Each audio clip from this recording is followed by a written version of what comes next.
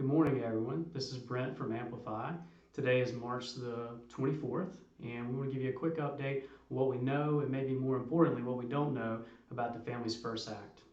So we're hearing from our clients that employees are starting to approach them and ask them questions like, hey, I hear that I can take 2 weeks off. I hear that I can get paid. I would like to take advantage of that now.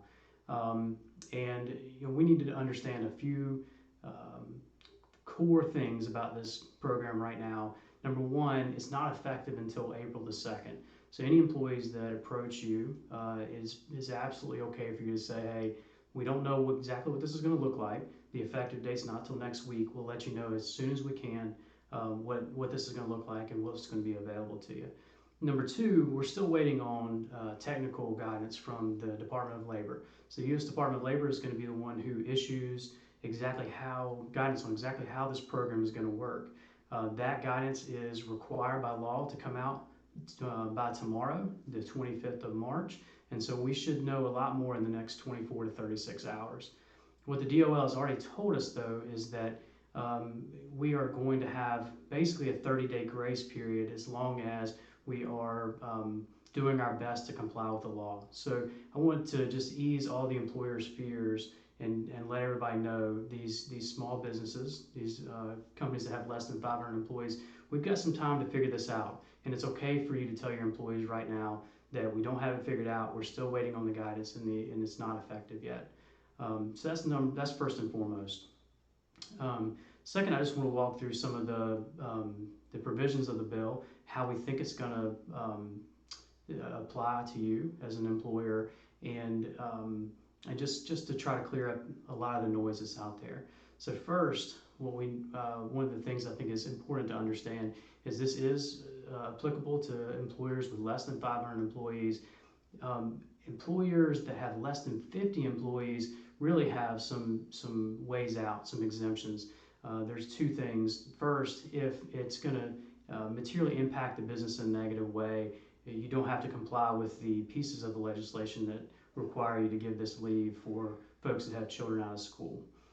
Second, if you believe and can prove that it's going to hurt your ability to stay in business or be a going concern, you can be exempted from the whole thing. And so again, there will be more guidance that comes out in the next couple of days, but just know that the government's intent is not to put you out of business. And in fact, if you're less than 50, they put some safeguards in place to protect you from that.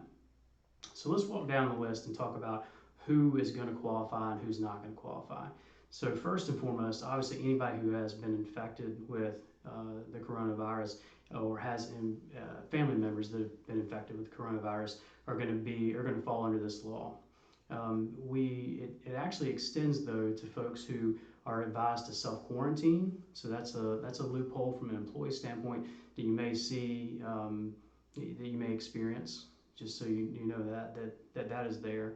Also, it does apply to anyone who has school-age children that are out of school, the school suspended, and or don't have adequate daycare. So we're going to have a large population of your employee base that are most likely going to qualify under this act. There are two major pieces of it. There's a 2-week PTO, and that is over and above any PTO that you offer today. You're going to be required to allow those employees to take that time off. They'll get paid at 100% most likely. There's a couple of provisions in there we're waiting on some clarity on, but that's up to $511 a day.